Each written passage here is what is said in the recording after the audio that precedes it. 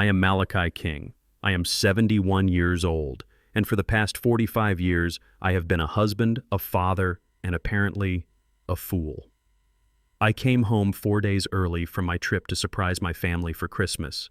Instead, I found my wife Denise weeping alone on our cold balcony, her face lit by the tree lights. Inside, my son and his in-laws were laughing, toasting with my best whiskey, and finalizing their plan to sell my house and put my wife in a nursing home.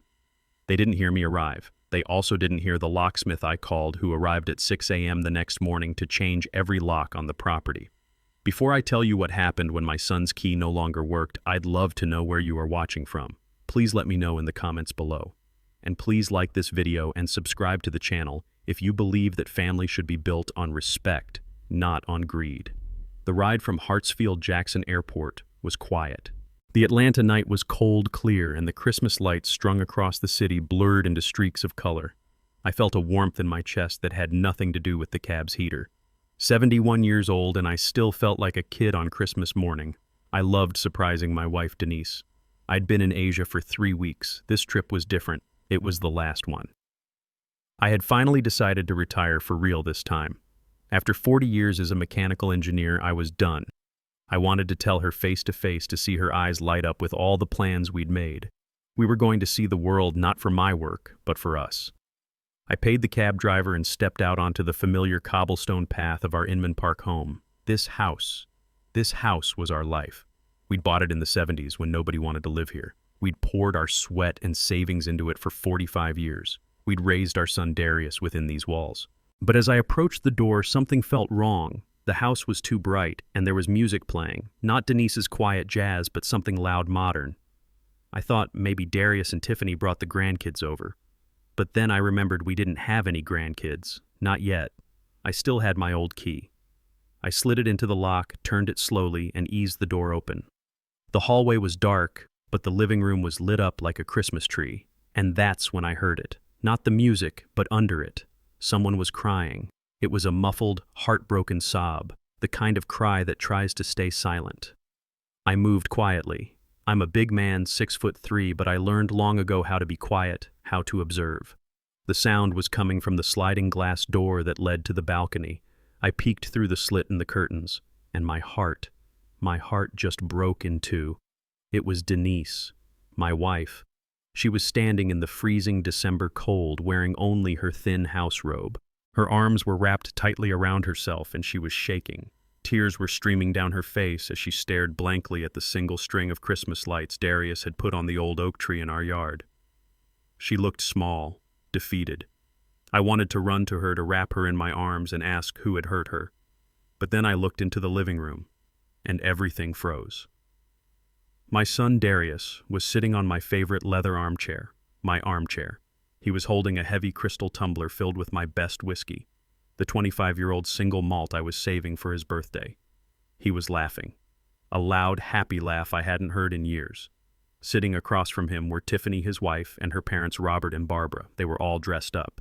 Tiffany wore a sparkling white dress, her blonde hair perfect. She was holding a new designer handbag, the kind I knew cost thousands of dollars. Her father Robert was smoking one of my cigars, from my humidor. He was doing it in my house, while my wife was crying in the cold just 10 feet away. I didn't move. I didn't breathe. I just stayed in the shadow of the hallway and listened. "I'm telling you, Robert," Tiffany said, her voice sharp and clear, cutting through the music. "It's a done deal. Darius finally agrees with me. We have to be serious about this." Robert swirled his whiskey. He had that arrogant look I'd always hated. "He'd better. This house, the land it's on, this is prime Inman Park real estate. We're not talking about a small retirement fund. We're talking about generational wealth." "What about your mother?" Barbara, Tiffany's mom, asked Darius. Her voice was like ice. "She seemed resistant the last time we talked." Darius waved his hand dismissively. That laugh again. "Oh, Mom, don't worry about her. She'll do whatever I say. She always does. She's too weak to fight." My blood turned to ice. Weak Denise. The woman who had taught in Atlanta's toughest schools for 30 years, the woman who raised him while I traveled for work, the woman who held this family together. Tiffany chimed in. "She's just lonely and depressed, Darius. Honestly, a nursing home would be perfect for her. She can make friends her own age. We'll find a nice one." Exactly, Barbara agreed. We've already looked at a lovely facility, Sunrise Meadows. It's top-notch. We just need her to sign the power of attorney. Once we have that, we can sell the house. Darius can invest his half of the money with Robert, and everyone wins. His half. They were already splitting my money. Darius shifted in his chair. He looked, not guilty, but nervous. Are you sure she'll sign? She will, Tiffany said, with a chilling confidence I'd never heard from her before. She reached over and placed her hand on her stomach. I told her this morning. I told her I was pregnant. Darius looked confused. What you told her? I told her I was pregnant, Tiffany repeated slowly as if talking to a child. And I told her if she wants to be part of her grandchild's life, she needs to stop being so selfish and help the family. She'll sign by New Year's. She's desperate for a grandchild. I felt the bile rise in my throat. A fake pregnancy. A threat. They were using an imaginary child to blackmail my wife who was still standing outside crying so hard her shoulders were shaking. I couldn't breathe. I couldn't move. I had heard enough. I backed away out of the hallway, out of the front door. I didn't slam it. I closed it so softly the latch didn't even click. I got back in the cab that was still waiting at the curb. The driver looked at me in the rearview mirror. Everything all right, sir? You look like you've seen a ghost. No, I said, my voice hoarse, unrecognizable. Take me to the Four Seasons, the one in Midtown. As the cab pulled away, I watched my house. My former house. They thought I was a retired, clueless old man. They thought Denise was weak. They thought they had won. I pulled out my phone. I didn't call Darius. I didn't call Denise. I called the number for my personal security manager. Mike, it's Malachi. I need a bonded locksmith at 788 Inman Park Drive at 6 a.m. sharp. Change every lock on the property. Digital deadbolts, everything, no exceptions. He didn't ask questions. Yes, Mr. King, it's done. Then I made a second call, a number I knew by heart. Marcus, it's Malachi King. I know it's late. Wake up. We have a serious problem. And I need you at my house tomorrow at 8 a.m. I left the Four Seasons before the sun was up. The locksmith was a professional, quick, and silent. He finished his work at 6:15 a.m. just as the first gray light of morning hit the Atlanta skyline. I paid him in cash and slipped back into my own home. It felt alien. The air was stale with the lingering smell of expensive cigar smoke and Tiffany's sharp perfume. I didn't turn on any lights. I walked into the dark living room, the scene of the crime, and I sat in my leather armchair, the one my son had been laughing in just hours before. And I waited. I waited for 45 minutes, listening to the silence of the house. I heard the old floorboards creak upstairs. I heard the toilet flush. At 7 a.m. on the dot, I heard her footsteps slow and heavy coming down the stairs. Denise walked into the kitchen, her back to me. She went straight to the coffee pot. Her hands were shaking so badly that she spilled the dark grounds all over the white counter. She didn't clean it up. She just leaned against the counter, her head bowed, her shoulders slumped. Malachi, she whispered. I didn't say anything. I just watched her. She turned around slowly. When she saw me sitting there in the shadows, she didn't scream. She just made a small broken sound, a gasp, as her hand flew to her mouth. Her eyes went wide with a terror I had never seen before. Malachi. Oh my God. She stumbled forward, one hand gripping the door frame. When did you get home? Why are you sitting in the dark? You scared me to death. I got home last night, I said. My voice was calm, cold, and it didn't sound like my own. I scared you. That's interesting.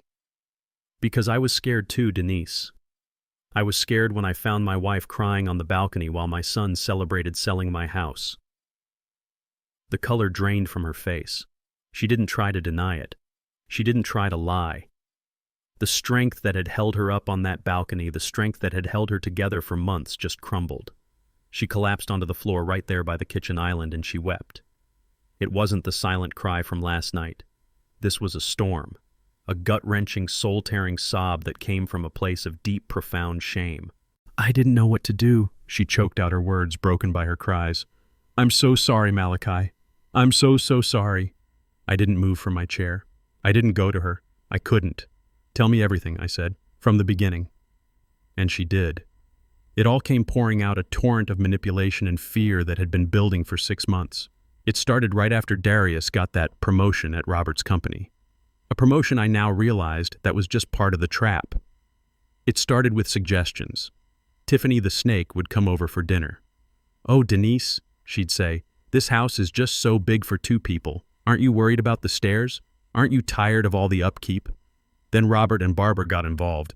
They started talking about their own brilliant retirement.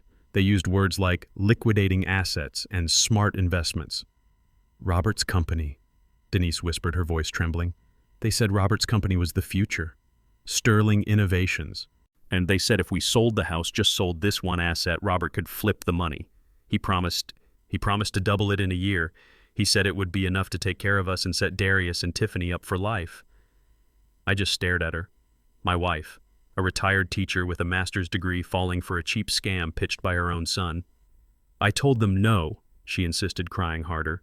"For months I told them no. I told them this house was our home. It was where we raised Darius. It was where your memory is." "And Darius?" I asked. "Where was my son in all of this?" Denise's face crumpled. He agreed with them, Malachi. At first he was quiet, but for the last 2 months, he's been the one pushing the hardest. He said I was being selfish. He said I was hoarding wealth. He said we owed it to him for all the modest years he had to endure growing up. Modest. We gave that boy everything. Private school, a car when he turned 16. We paid for his entire college education at Emory.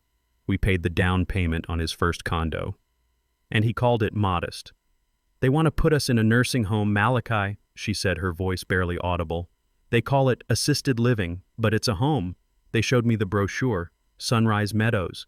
Tiffany said it was perfect, that I could make new friends." The air in the room was thick with her shame.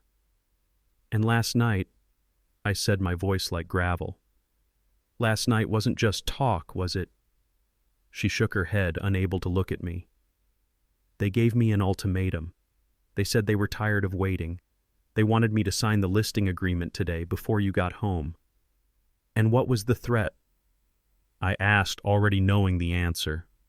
Denise finally looked at me, her eyes filled with a pain that went beyond the betrayal. "The baby." "What baby?" "Tiffany," she sobbed. "She told me last night. She's pregnant. She said if I didn't sign the papers by New Year's, if I didn't stop being difficult, they would move away, and they would make sure I never, ever saw my grandchild." The lie, the final filthy lie, using an imaginary child as a weapon to steal from us. I stood up. The cold rage I felt in the cab last night had settled into something hard and heavy like steel. I looked at my wife, crumpled on the floor. I still loved her, but the woman I married, the strong partner I knew, had been beaten down and broken. "Get up, Denise," I said. "What?" she sniffled. "Get up.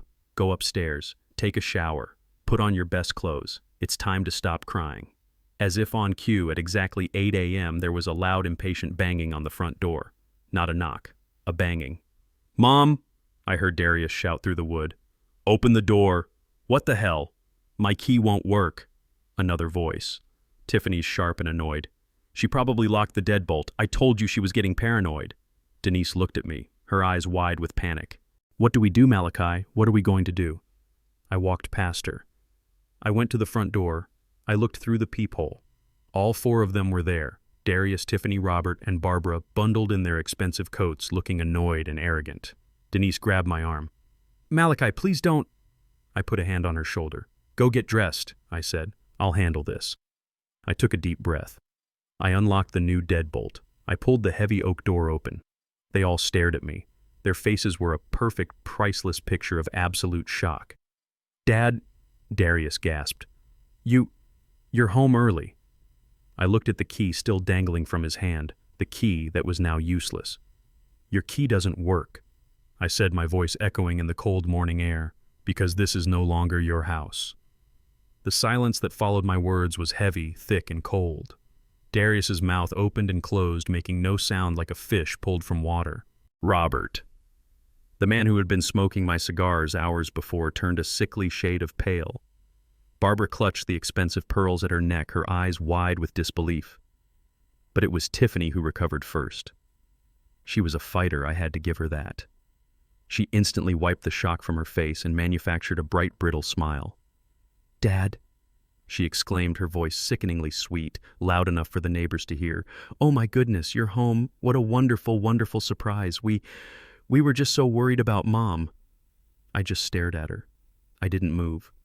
"Yes," she continued, stepping forward as if she meant to hug me.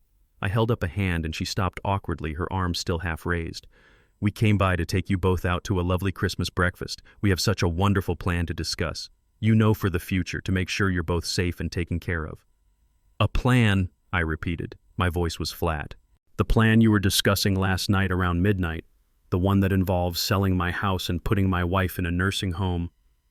Tiffany's smile didn't just falter, it shattered. Darius winced as if he'd been struck. I don't know what you're talking about," she stammered, her eyes darting nervously between me and her parents. "We were just talking about options." "Options," I said. "Like threatening Denise with a fake pregnancy if she didn't sign the papers." Darius flinched. Tiffany's face went from pale to a deep, blotchy red. "How dare you? How dare you listen in on a private—" She was about to continue, but a low rumble interrupted her. A car, a black Mercedes Maybach, the kind you don't see in Inman Park every day, pulled up silently to the curb behind them. It was long, sleek, and screamed a level of wealth that Robert and Barbara only pretended to have. My wealth. The back door opened and a man stepped out. He was in his 50s, tall, sharp, and wore an impeccably tailored dark pinstriped suit. He carried an expensive leather briefcase. This was Marcus Bilal, my lawyer, my confidant, the man who had managed my real portfolio for the last 20 years. The four of them turned to look at this new arrival. They looked confused. This man, this car did not fit their narrative of the poor, retired, clueless old engineer. Bilal walked right past them, as if they were nothing more than garden gnomes stepping onto my porch. "Mr. King, Mrs. King," Bilal said, his voice deep and professional. He nodded respectfully to me, and then to Denise, who was now standing nervously behind me in the doorway wearing her nice blue dress. "Thank you for seeing me on such short notice. I have the initial documents you requested."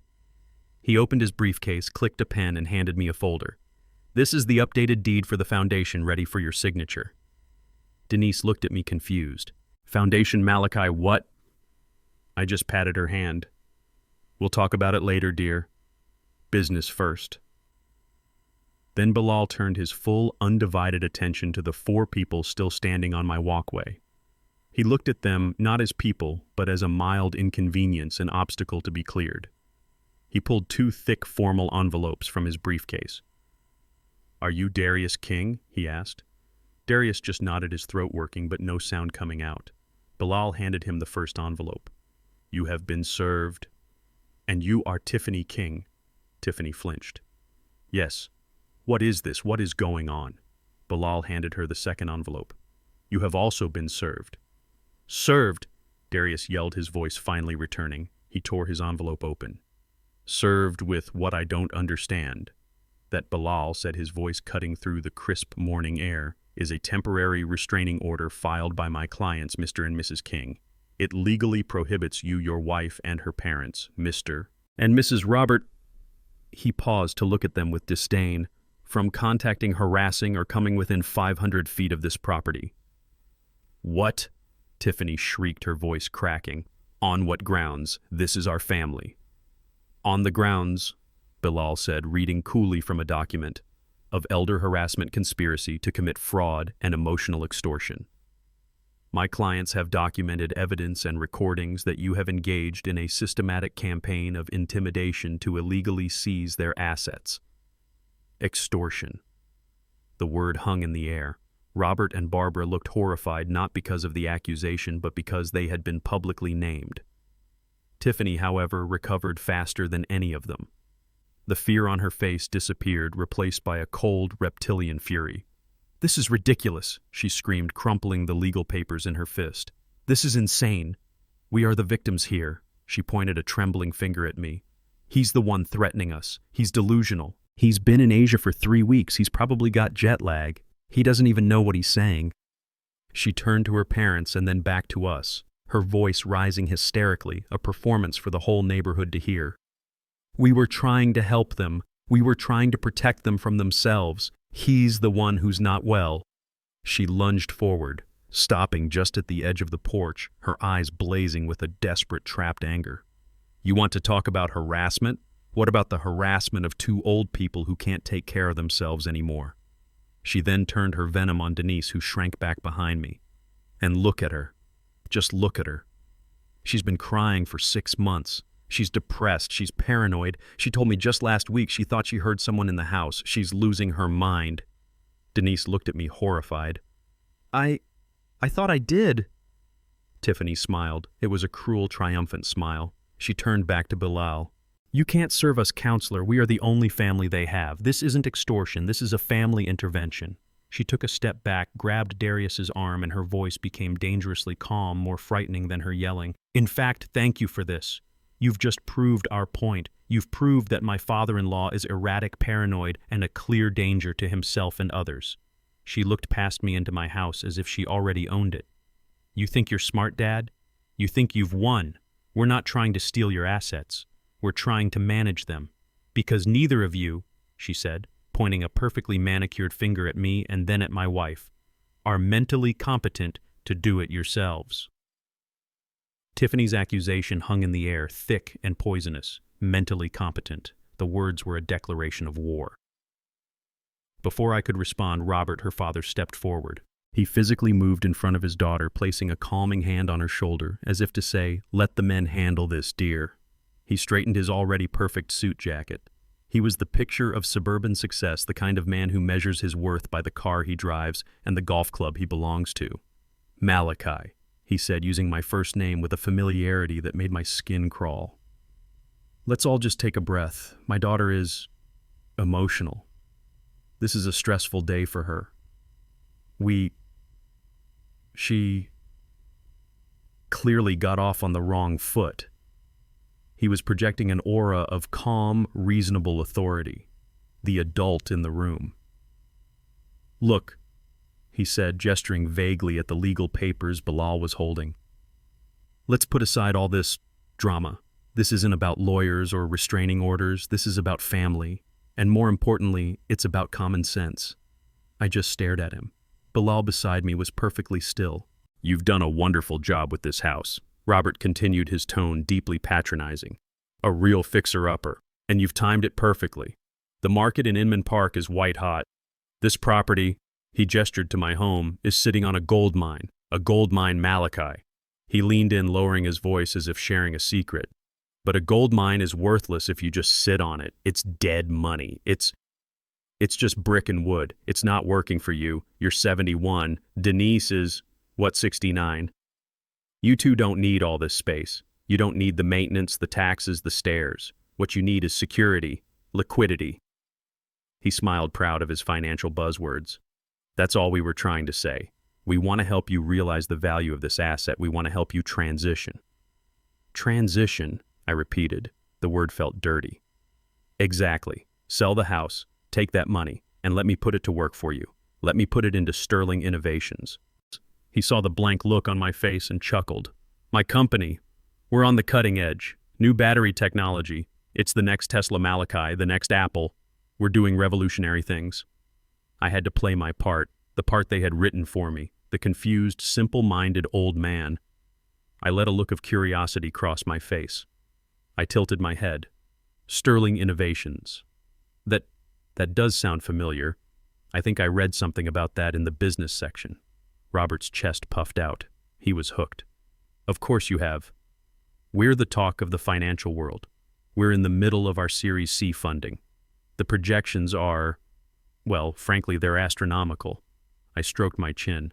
Battery technology, you say? That's complex stuff. Is it stable? I mean, I'm just an old engineer, but that sounds risky. Robert laughed. A loud booming laugh that grated on my nerves. Risk. That's the difference, Malachi. You see risk, I see opportunity. You have to spend money to make money. We are talking about a patented lithium polymer breakthrough that will revolutionize everything. Electric cars, home energy, military applications. This isn't a risk, Malachi. It's a sure thing. Tell me more, I said, my voice filled with false admiration. It sounds very promising. How much are you projecting?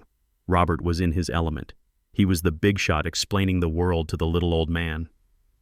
We're projecting a 500% return within 18 months, he said, pulling a number out of thin air. 500%.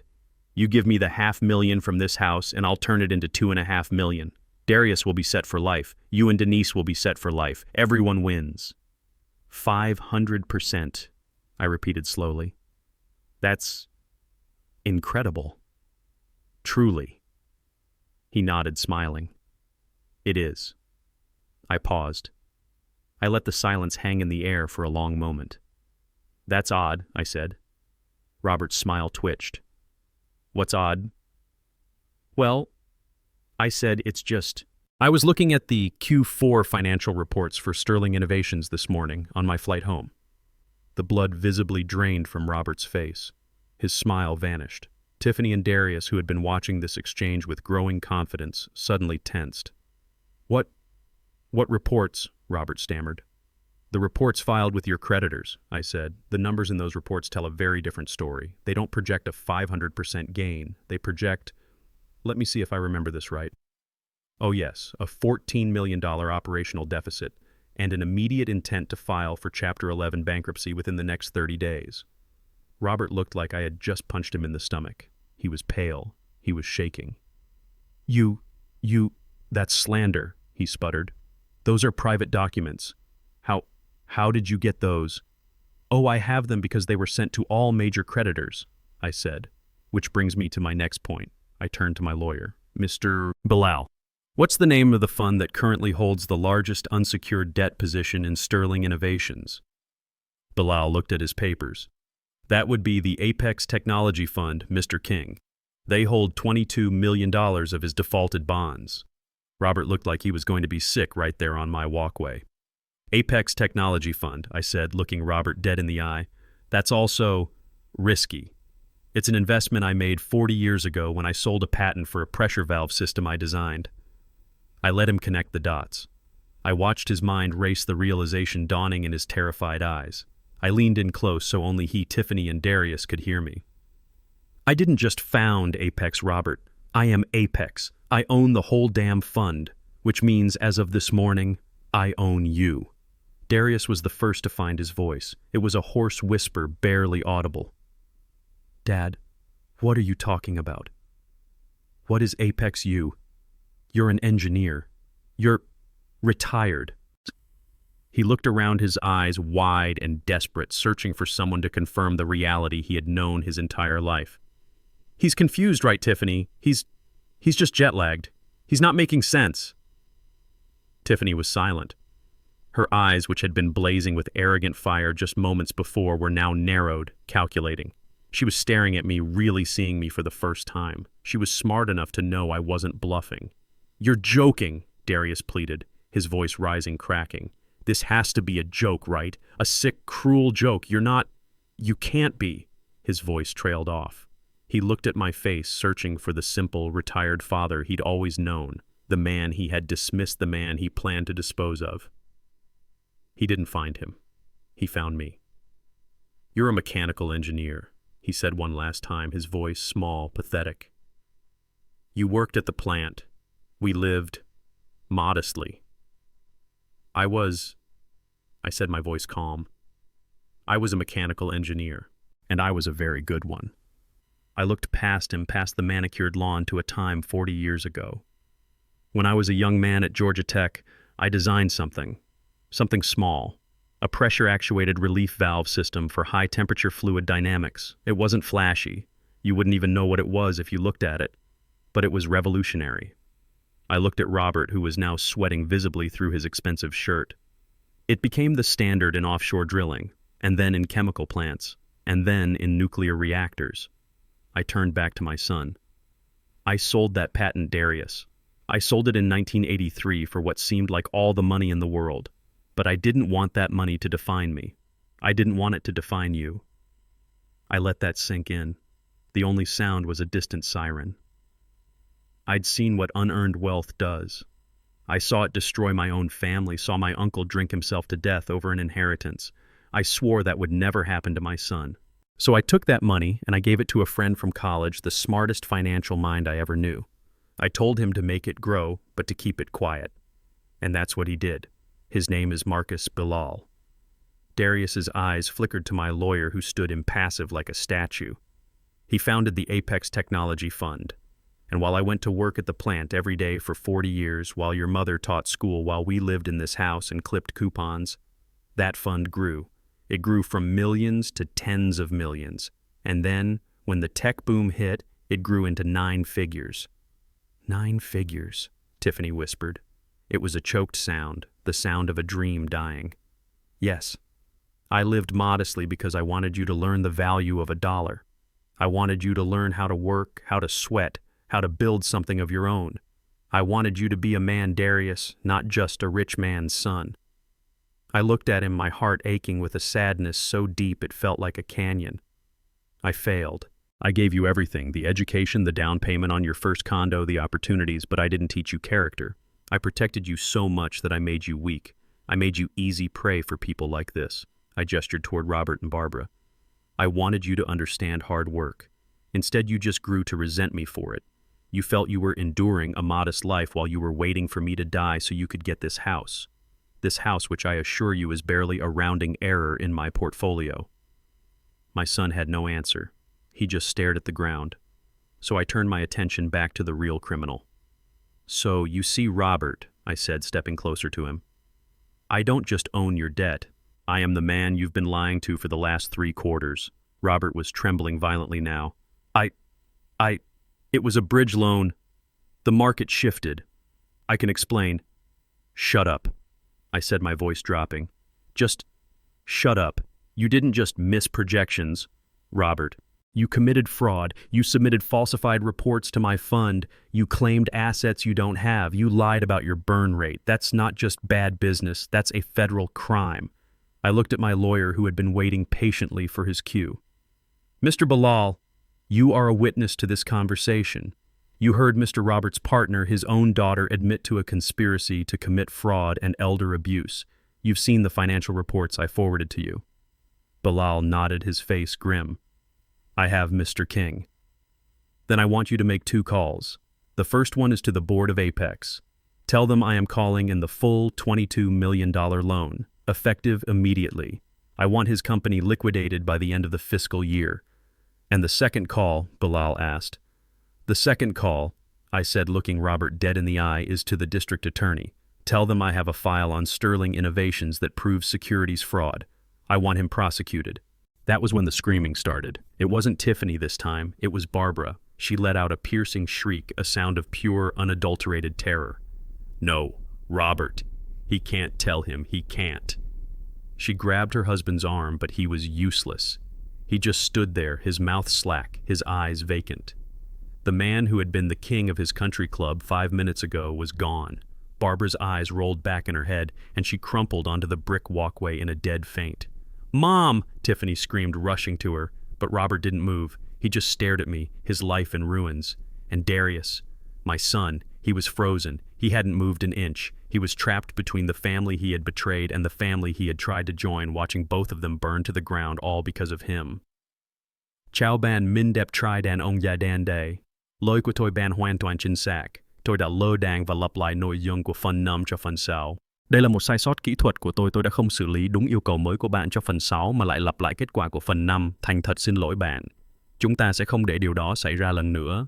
Đây là phần 6 được viết lại chính xác theo dàn ý mới của bạn, bám sát các xung đột 22, 22, 23, 24, 25 và văn phòng đã thống nhất. Bat Dao Noi Dung Fan 6. Barbara's scream echoed on the walkway, but it was drowned out by a different, more desperate voice. Dad, stop. Please stop. I turned. My son Darius stumbled forward and fell to his knees on the grass right in front of me. He grabbed the fabric of my pants, his face twisted in a mask of pure terror. Dad, you can't, he sobbed. Please don't call the DA. Don't liquidate his company. You'll destroy them. You'll destroy Tiffany. You'll destroy me. He looked up, his eyes bloodshot tears mixing with the sweat on his face. This is my life, Dad. My family, you'll ruin everything.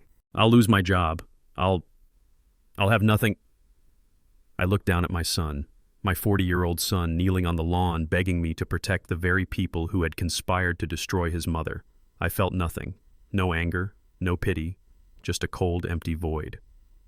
You'll have nothing, I said, my voice low and hard. You are worried about your job, about them. You stood in my living room last night, Darius, while your wife and her parents laughed about putting Denise in a nursing home. You heard them. You agreed with them. I crouched down slightly, forcing him to meet my gaze. Where were you when your mother was crying on that balcony? Where were you when she was so terrified of you all that she couldn't sleep?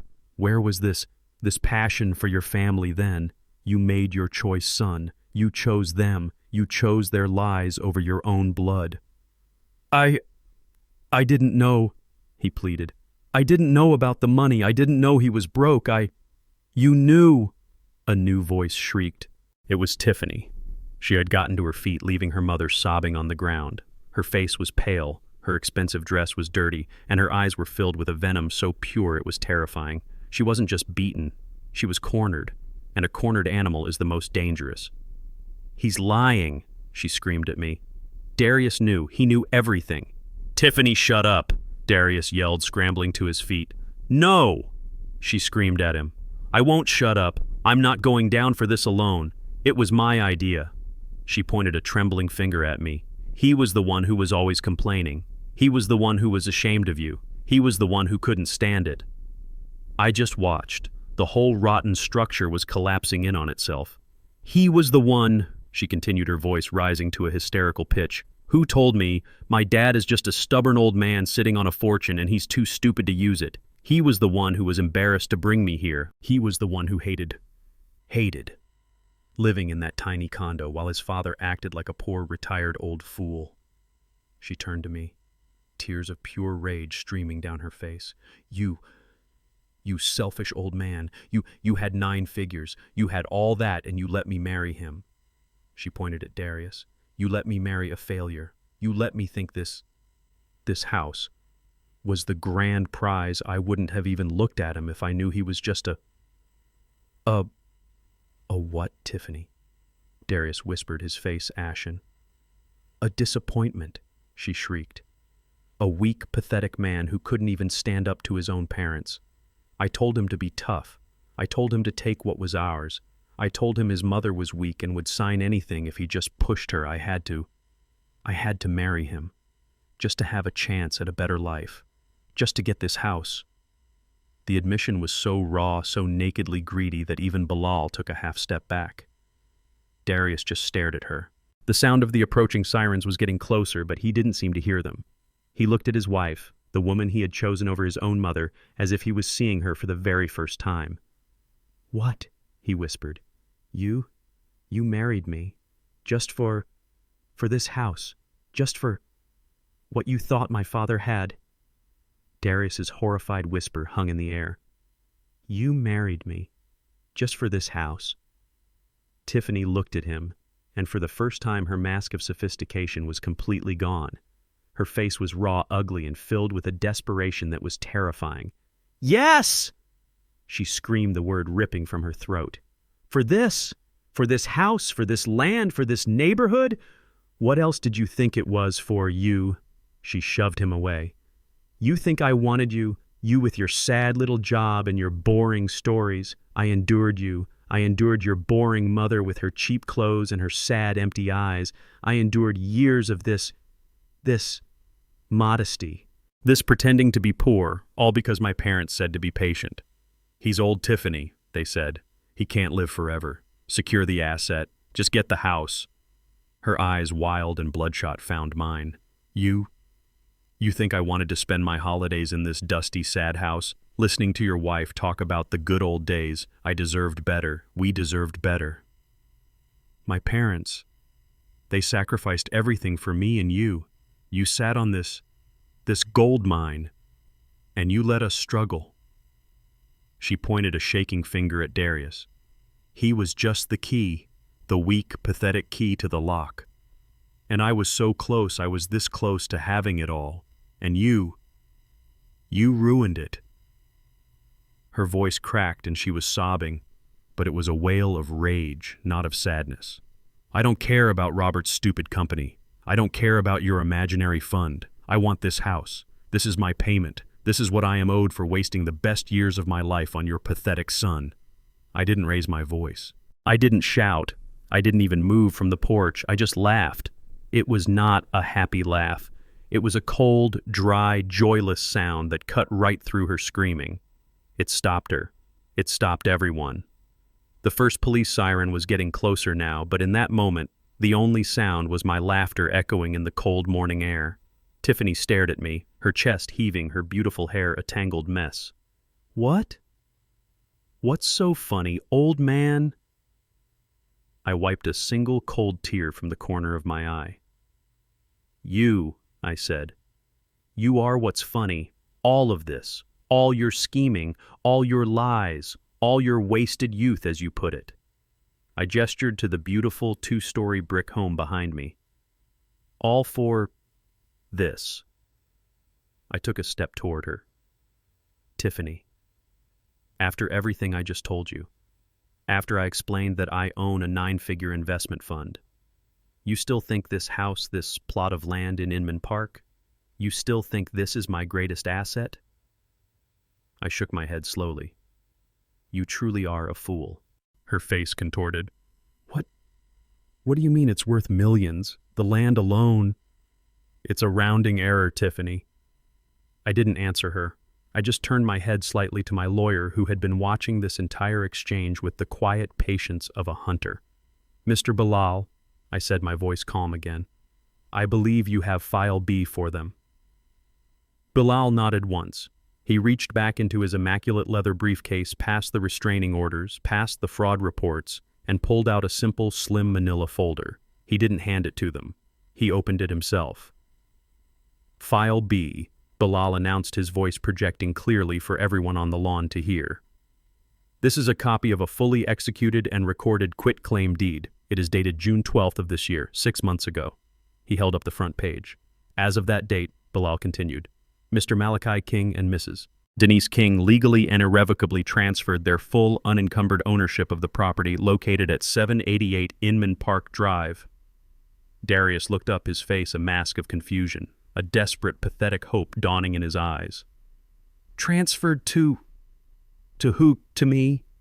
Dad, is it in my name?" Tiffany's eyes were glued to the paper, searching, scanning for a loophole. "Who?" she hissed. "No, Mr. King," Bilal said, his voice void of all emotion. "Not to you." He paused, letting the weight of the moment settle on them. "The property was transferred in its entirety to a non-profit charitable entity.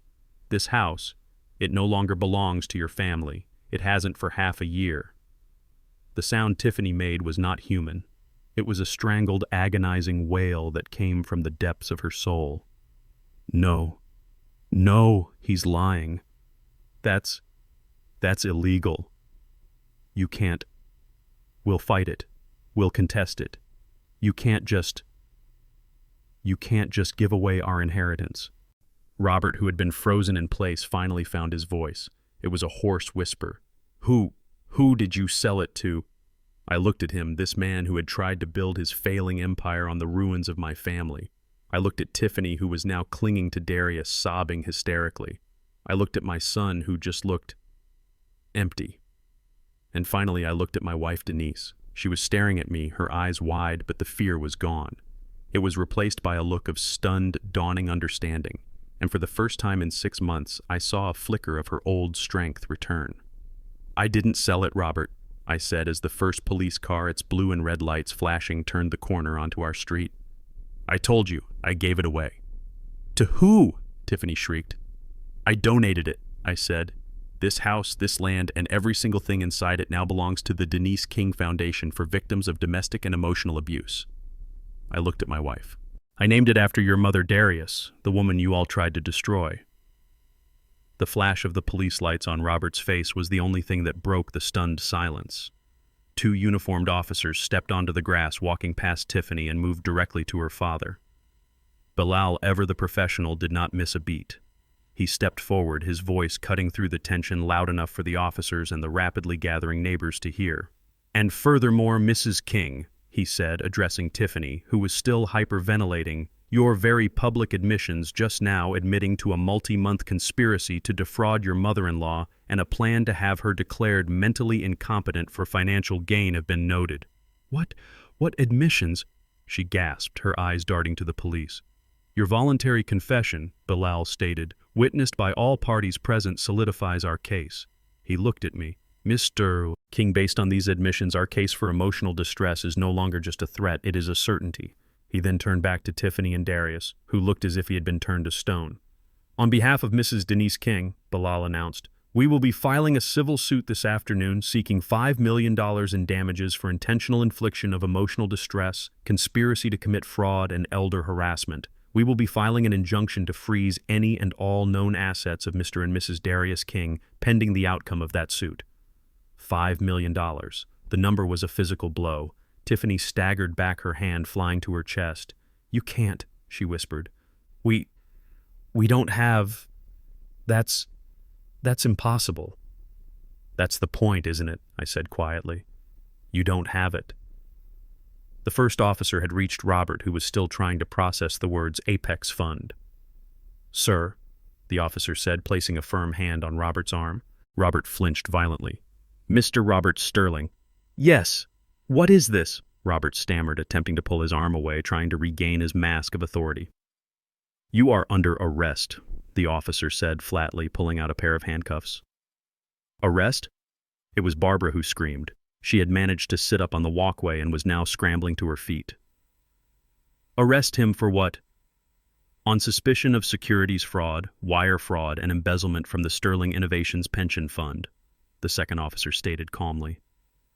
"We received an anonymous tip, which was immediately corroborated by a full file from the district attorney's office. That file was forwarded by the Apex Technology Fund." Bilal. He hadn't just made the call. He had sent the entire case file. He was a shark. "No!" Barbara shrieked, clawing at the officer's arm as he cuffed her husband. "You can't take him. It's his fault." She pointed a trembling manicured finger at me. "He did this. He trapped us. He trapped. He's the criminal."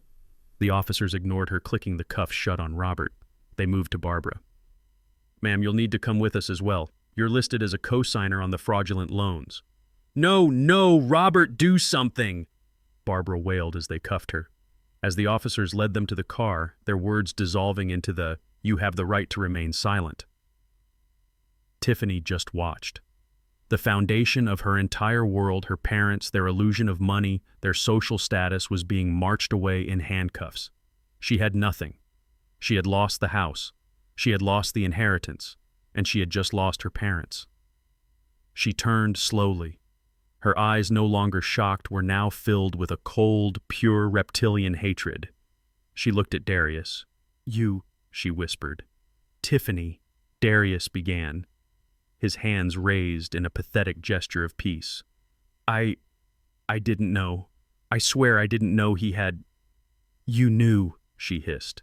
"You didn't know he was rich, but you knew he was stubborn. You knew he was strong. You told me your mother was weak. You told me she would break. You lied to me." I didn't lie. I thought..." "You thought nothing," she screamed, lunging at him, her hands balled into fists. "You are weak. You've always been weak. You couldn't even stand up to your own mother. You couldn't secure our future. You let this happen." "My future," Darius yelled back, the injustice and confusion finally boiling over. "My mother. You mean the woman you threatened, the woman you called weak. She is weak, and so are you." The sound of the slap was sharp and ugly, cracking across the quiet morning street. Tiffany's hand struck Darius's face with so much force his head snapped to the side. The neighbors who were still watching gasped. Darius slowly brought a hand to his bright red cheek. He just stared at her. "You coward," she spat, her chest heaving. "You lost everything. You lost the house. You lost the money. You lost me. You are a coward. Darius King, you are nothing. You are just like them." She gestured at me and Denise with pure contempt. "Nothing but a pathetic, weak failure." Darius didn't say a word. He just stood there, his cheek blazing red, his eyes completely empty. He had just watched his entire world detonate. His wife despised him, his parents-in-law were in handcuffs, and his mother and I, we were strangers he had tried to rob. I had seen enough. The battle was over, the victory was total, but it tasted like ash in my mouth. I looked at my son, my only child. He was broken, utterly and completely broken, and he had done it all to himself. I turned to Denise, who was standing beside me, her hands clasped tightly in front of her. Her face was pale, her eyes filled with a deep, bottomless sadness, but she was no longer crying. She was standing tall. "It's over, Denise," I said to her. "It's done." I looked at Darius one last time. He was still standing frozen on the lawn as Tiffany continued to scream at him, blaming him, cursing him her life in ruins. "You made your choice, Darius," I said. My voice wasn't angry anymore, it was just tired. "You chose them. You chose their money. You chose their greed over your mother's love." I paused, letting the finality of it settle on him. "And now, you have neither. You have nothing." I put my arm around Denise's shoulders. She leaned into me. "Bilal," I said over my shoulder, "we're going inside. Please handle the cleanup." "Of course, Mr. King," he replied. Denise and I turned our backs on the screaming, on the flashing police lights, on the staring neighbors, and on our son. We walked slowly side by side back into the house that was no longer ours, but was now for the first time a sanctuary. As we crossed the threshold, I heard Bilal's voice one last time, firm and final, directed at the chaos on the lawn. "You have 5 minutes to vacate the premises before you are arrested for trespassing." Then he stepped inside and the heavy oak door swung shut, closing them out of our lives for good. The heavy oak door clicked shut, plunging the living room into a sudden, muffled silence. The sound of the police sirens, Tiffany's shrieking, and Darius's desperate pleas were cut off instantly. We were alone. For the first time in 48 hours, I was alone with my wife, Denise. Mr. Bilal, ever discreet, had already let himself out the back entrance. It was just us standing in the room that was now the headquarters of a multi-million-dollar foundation. The furniture was the same, but it felt hollow. This wasn't our home anymore. It was an office, a monument to a life that had just ended. Denise didn't move. She didn't hug me. She didn't say, "Thank you for saving me, Malachi." She just stood there, her back straight, her hands clasped in front of her. The fear and sadness I had seen in her eyes that morning were gone, replaced by something else. A cold, hard clarity I hadn't seen in decades. She turned to face me. "Why?" It wasn't a question. It was an accusation. "Why what, Denise?" I said, loosening my tie. "I handled it. It's over." "Why?" she said again, her voice low and trembling, not with fear but with a new rising anger. "Did you lie to me for 45 years? 45 years, Malachi. I am your wife." I sighed. I had been waiting for this. "I didn't lie to you. I didn't tell you. I did it to protect you. I did it to protect Darius." "Protect me?" She let out a short, bitter laugh that sounded alien coming from her. "Protect me from what? From having a comfortable life, from not having to budget every single dollar. You didn't protect me, Malachi. You let me be humiliated." She advanced on me, her eyes blazing. "Last night, I was standing on that balcony. I was crying, Malachi, crying because I was terrified of losing our home. A home you had already given away without even telling me. Denise, you let me feel poor," she said, her voice rising. "You let me feel helpless. You let me save coupons and worry about the power bill. You let me be looked down on by that woman and her arrogant parents. You sat there and watched them treat me like a foolish, senile old woman who didn't matter. And you knew the whole time that you could buy and sell them 1,000 times over. You didn't protect me. You used me. You used me as part of your costume of a simple life." The accusation hit me harder than Tiffany's slap hit Darius, because it was true. "Who are you?" she asked, her voice cracking. "I've been married to a stranger, a man who didn't trust me, a man who didn't trust his own wife with the truth." "You want to know why?" I said, my own voice rising. "You want to know what this money does? You think it's a blessing? It's a curse. It's a poison." I walked to the fireplace, gripping the mantle. "I've never told you this. I never told anyone." I looked at her. "You know I had an uncle, my father's brother Leon. You met him once a long time ago, at our wedding." "I remember," she said. "He seemed flashy and sad." "He was," I said. My grandfather struck oil in Texas in the 40s. He left his 2 sons a fortune. My father was smart. He took his half, invested it, and never touched it. He lived a simple life. He became an engineer just like me. But Leon was different. He loved the money. He loved the cars, the parties, the friends who were always around. I took a deep breath, the memory still burning after 50 years. He burned through it all. He chased bad investments, men exactly like Robert Sterling, who promised him the world. And when the money was gone, his friends were gone. I was 22 years old, Denise. I had just graduated from Georgia Tech. I drove to his mansion in Buckhead because he wasn't answering the phone. The bank was foreclosing. The house was empty. All the expensive furniture had been repossessed. "I found him," I whispered. I found him in his empty study. He had put a shotgun in his mouth. He left a note. It said, "I am nothing without the money." He chose death over a life without wealth. Denise's hand went to her mouth. "Oh, Malachi, I never knew." "I swore that day," I said, my voice thick with the memory.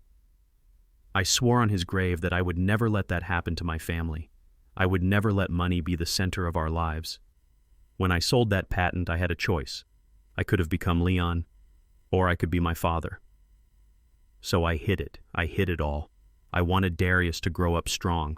I wanted him to learn the dignity of work. I wanted him to become a man who was defined by his character, not by his bank account. I didn't want him to be weak. I didn't want him to be like Leon." There was a long silence. Denise just stared at me, processing the weight of the secret I had carried for our entire marriage. Finally, she shook her head slowly. The anger was gone, replaced by a devastating, weary sadness. "And look what happened, Malachi," she said softly. I looked at her confused. "Look at what happened," she repeated, her voice stronger. "You protected him so much that you broke him. Your silence didn't make Darius strong. It made him weak. It made him ashamed of us. He thought we were simple. He thought we were poor. You were so busy protecting him from your past, from becoming Leon, that you made him the perfect, easy target for Tiffany and Robert. You didn't protect our family, Malachi. You just built a different kind of prison." Before I could answer her, before I could even process the terrible truth of her words, my phone rang. It was a blocked number. I hesitated, then answered it. "Hello? Dad?" The voice was broken, choked with sobs. It was Darius. Dad, please. Please don't hang up. She's gone. Tiffany. She took the car. She said I was a failure. She said she never loved me. My job called. Robert's entire board is being arrested. I'm fired. I'm ruined, Dad." His voice was a pathetic wail. "I have nothing. I'm at a payphone on the highway. I don't have any money. Please, Dad. I'm your son. Please help me." I listened to the desperate, broken pleading of my only child. I looked at Denise. She was watching me, her face pale, her eyes hard as stone, waiting to see what I would do, waiting to see if I would fall back into the trap of protecting him. I pressed the end call button on the side of my phone. Click. The line went dead. Denise closed her eyes for a brief second. "Who was that?" she asked. I tossed the phone onto the armchair I had been sitting in. "No one," I said. "Just a wrong number." It was 3 days later. 3 days of an agonizing, heavy silence in the house. Denise and I moved around each other like ghosts, 2 strangers occupying the same space. The house was now officially the Foundation's headquarters, and a small, discreet staff had already begun setting up an office in the old study. We were living upstairs like guests in our own memories. The phone calls from Darius had stopped. The silence from him was louder and more terrifying than his pleading. I was in the kitchen staring at a coffee cup when I heard a commotion at the front door. Not a banging this time, but a desperate, frantic sobbing. Please, I just need to see him. Let me go." I recognized the voice. It was Tiffany. I walked to the foyer. Mike, the new security manager Bilal had hired for the Foundation, was standing in the open doorway blocking her path. But this was not the Tiffany I had last seen. The woman screaming on my lawn, her face contorted with rage, was gone. The woman in her place was a wreck. Her expensive blonde hair was matted and greasy. She wore sweatpants and a stained t-shirt. Her eyes were red and swollen, her face puffy from days of crying. "Mr. King," Mike said, not turning, "this woman is demanding to see you. She is not on the approved list." "Let her in, Mike," I said. Mike looked surprised but stepped aside. Tiffany stumbled into the foyer and just collapsed. She fell to her knees on the marble floor, her hands clasped in front of her as if in prayer. She didn't look at me. She just sobbed, her entire body shaking. "Mr. King, Malachi, please." She wept, her words barely coherent. "Please, you have to help me. I have nowhere else to go. My parents, they're in jail. Their assets are frozen. I'm going to be evicted. I have nothing. Nothing." I stood there saying nothing. Denise had come out of the kitchen and was watching from the doorway, her face pale. "I know I don't deserve it," Tiffany choked out. "I know I was horrible. I was a monster, I know that. But it's not about me, it's not." She looked up, her face a mess of tears and desperation. She slowly, deliberately placed a hand on her stomach. "It's about your grandchild." Denise let out a small, sharp gasp. I lied before," Tiffany said, her voice frantic. "I wasn't pregnant then. I was just saying it to pressure your wife. But I am now. I'm 6 weeks pregnant. I found out 2 days ago." She fumbled in her pocket, pulling out a crumpled piece of paper, a positive test from a clinic. "It's Darius's baby, I swear it. I swear it on my life. It's his. It's your grandchild." She crawled forward, grabbing the hem of my pants. "You can't let your own grandchild be born on the streets. Please, Malachi, you're a rich man. You can set up a trust. You can help us. For the baby. Not for me, for the baby." I looked down at her. The imaginary grandchild had been a weapon, and now the real grandchild was a shield. This was a new, more desperate and more disgusting level of manipulation. Denise stepped forward, her hands shaking. "Is it true, Tiffany? Is it really his?" Yes, I swear it," she cried. "I would advise against making any financial commitments based on that statement, Mr. King." The voice came from the study. Marcus Bilal walked out carrying his briefcase. He must have arrived for our 10 o'clock meeting. Tiffany's head snapped toward him. This is none of your business. This is a family matter." "It is in fact my business," Bilal said smoothly, stepping between me and Tiffany.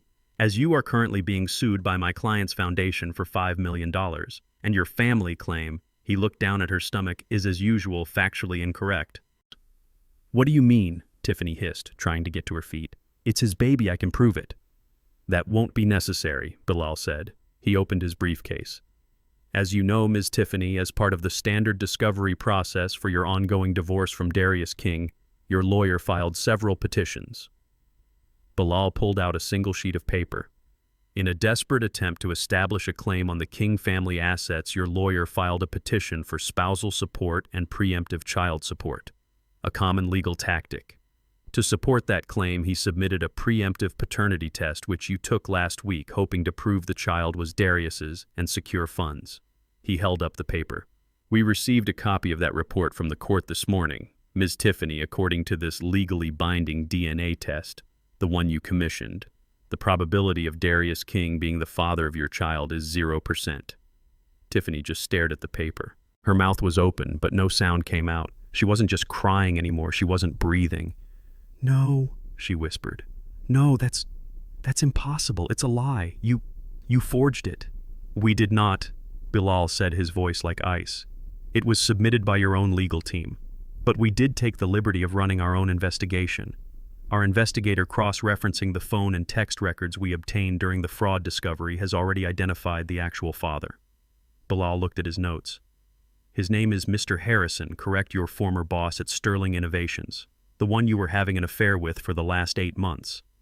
He paused, letting the words land. "The same Mr. Harrison, I should add, who was arrested by federal agents yesterday morning. He was arrested for his direct involvement in your father's, Robert Sterling's, pension fund embezzlement scheme." Bilal looked at her, his eyes cold. "You weren't just lying to your husband about the baby, Ms. Tiffany. You were actively conspiring with your father's partners in crime. This house, it was just a small part of your plan, wasn't it? You were playing every side." Tiffany didn't scream this time. She didn't faint. She just crumpled. She sat down hard on the marble floor, her face completely, utterly empty. All the fight, all the venom, all the schemes. They were gone. She was a shell. The pregnancy wasn't a lie, but the father was. She had been caught in a trap of her own, making a web of deceit so tangled that she herself was now at the center with no escape. She looked at me, her eyes hollow. "Help me," she whispered. "Please." I looked at her. The woman who had tried to destroy my wife. The woman who had married my son as a business transaction. The woman who had conspired with criminals. I turned to my security manager. "Mike, Ms. Tiffany is trespassing. Please escort her off the property." Mike nodded. He stepped forward and gently but firmly helped her to her feet. "Ma'am, you need to leave." She didn't fight. She didn't say another word. She just let him lead her out the front door, a ghost being evicted from a house she had never not for 1 second belonged in. I walked to the living room window. Denise was already there watching. We watched as Mike led Tiffany down the walkway to the street. She stood there on the curb for a long moment alone, then turned and walked away, disappearing around the corner. Denise placed a hand on the cold glass. She wasn't triumphant. She just looked immeasurably sad. "She's lost Malachi," she whispered. "She has absolutely nothing left." "She has the consequences of her choices, Denise," I said. "And so do we." Denise's sadness was a physical presence in the house. After Tiffany was escorted away, a new, heavier silence fell. The frantic, desperate energy was gone, replaced by a vacuum. The phone calls from Darius, the ones filled with pleading and self-pity, had stopped. They had stopped completely. At first, I felt a grim satisfaction. He had finally gotten the message. But after 2 days, the silence began to feel different.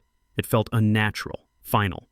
Denise started pacing. She would walk from the kitchen window to the living room window, staring out at the street.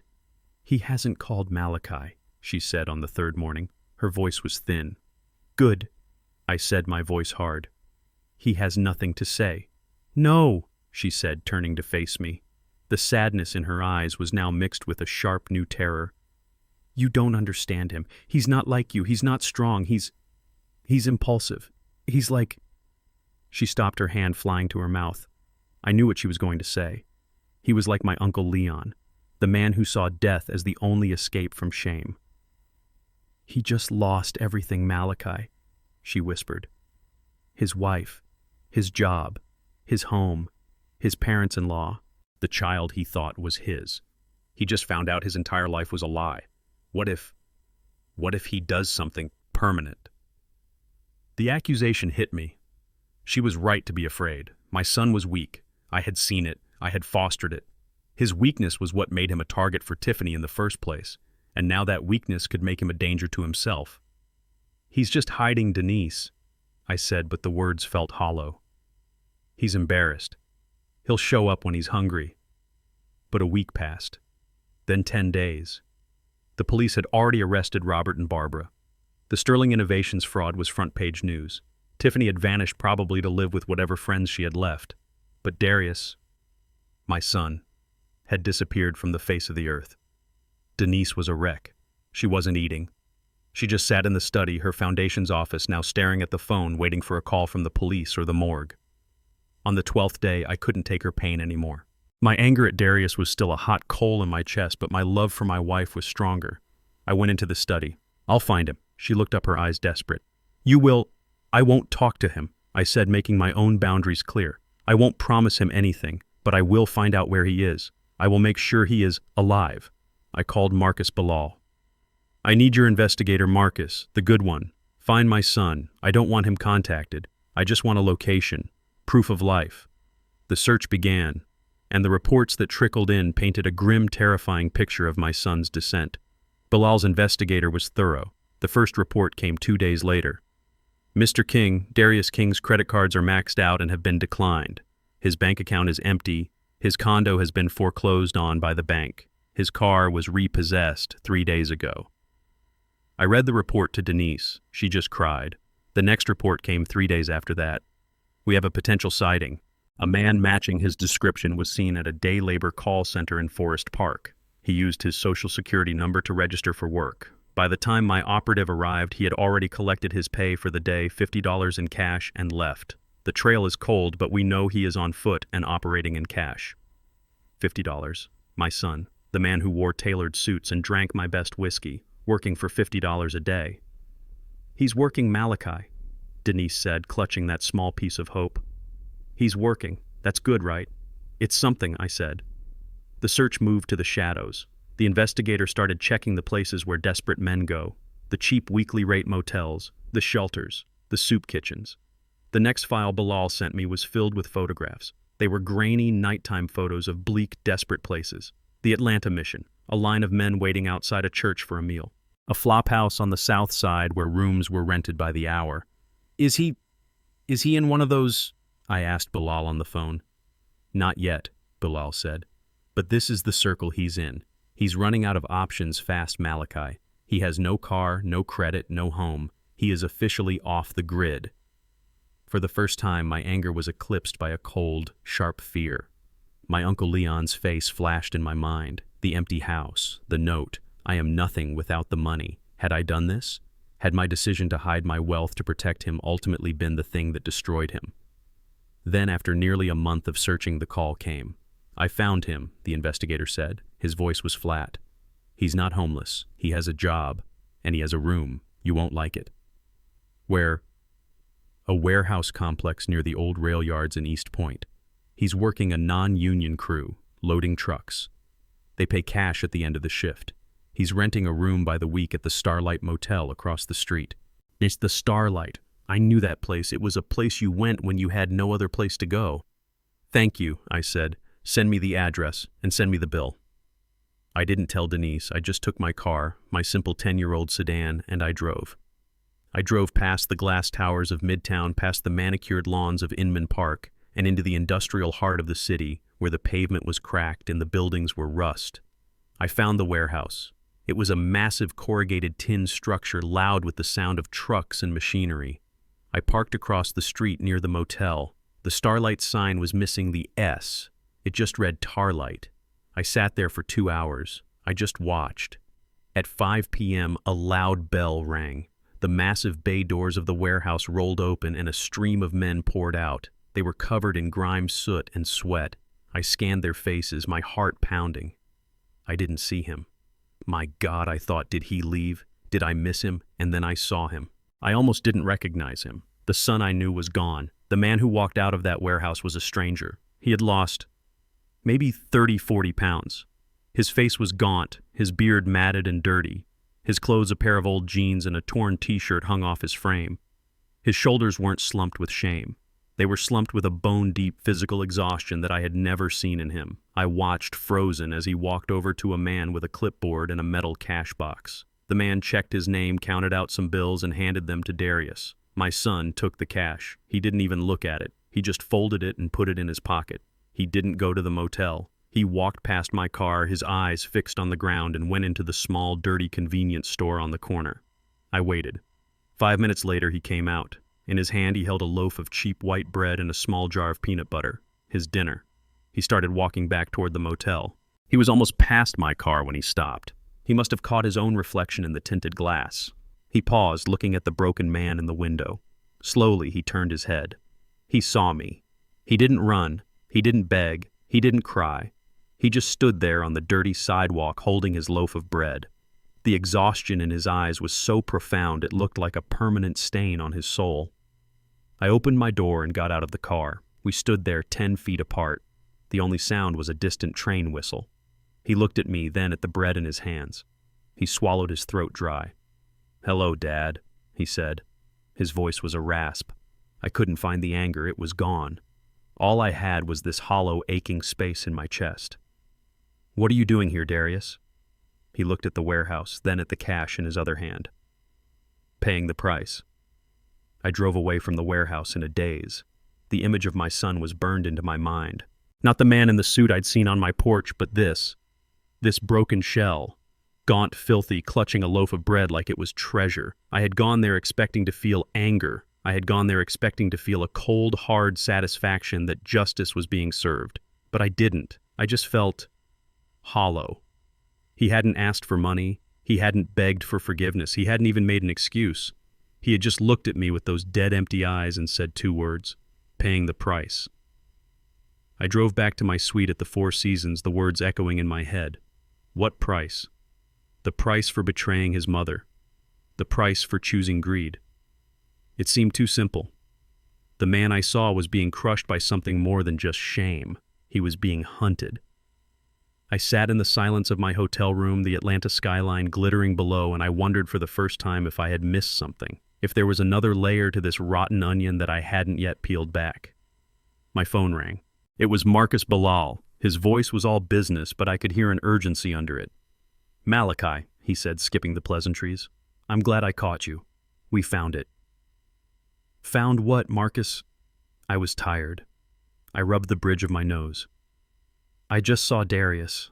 I'm not sure I can take any more tonight." There was a pause.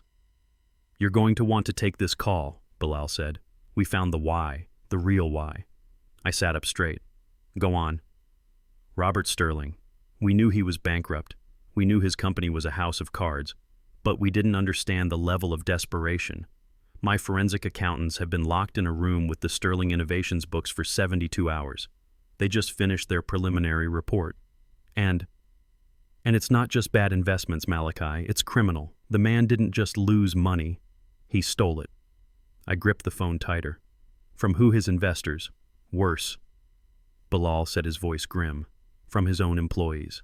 For the last 3 years, Robert Sterling has been systematically embezzling from his company's 401k pension fund. A little at first just to cover a bad month, he probably told himself. But the hole got bigger. The market dipped. His investments failed. And he kept digging." "How bad is it?" I asked, though I wasn't sure I wanted the answer. "The hole in that pension fund," Bilal said, "is currently $2.2 million. Money that belongs to the 65 people who work for him. Their retirement, their life savings, gone." I felt sick. "And he thought selling my house. He was going to use my money to plug that hole." "It was his only lifeline," Bilal confirmed. "A federal audit was scheduled for February 1st. He had until then to replace the $2.2 million, or he was going to prison for a very, very long time. Selling your house wasn't a get-rich-quick scheme for him, Malachi. It was the only thing standing between him and a federal penitentiary." I was silent, processing the sheer cold audacity of the crime, using my money to cover up his own. But Darius," I said, my mind still reeling from the image of my son at the warehouse. "He didn't know that. He just thought they were making an investment. He was weak, but he's not that." The silence on the other end of the line was heavier this time. It was longer. "Malachi," Bilal said, and I could hear the weariness in his voice. "That's the other thing. That's the part we've been trying to piece together. We have to talk about Darius." "What about him?" "He knew." The words hit me. What he knew? He knew Robert was stealing from his employees. "He did," Bilal said. "He not only knew, Malachi, he was the one who found it. About 8 months ago. Darius, for all his weakness, isn't stupid with numbers. He's an accountant. He saw the discrepancies in the partnership reports Robert was trying to get him to sign off on. He did his own digging.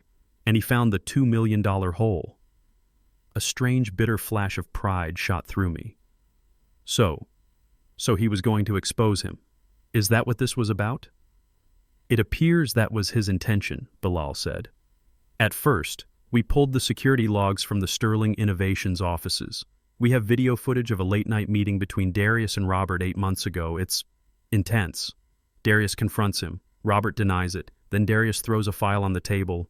The proof." "So what happened?" I demanded. "Why didn't he go to the police right then?" "Because Robert had a file of his own, on Darius." I froze. "What are you talking about?" Bilal sighed. "Malachi, it appears your son, he wasn't just weak, he was compromised. For the last year, Darius has been having an affair. An affair, we knew that, with Tiffany's boss. The baby." "No," Bilal interrupted gently.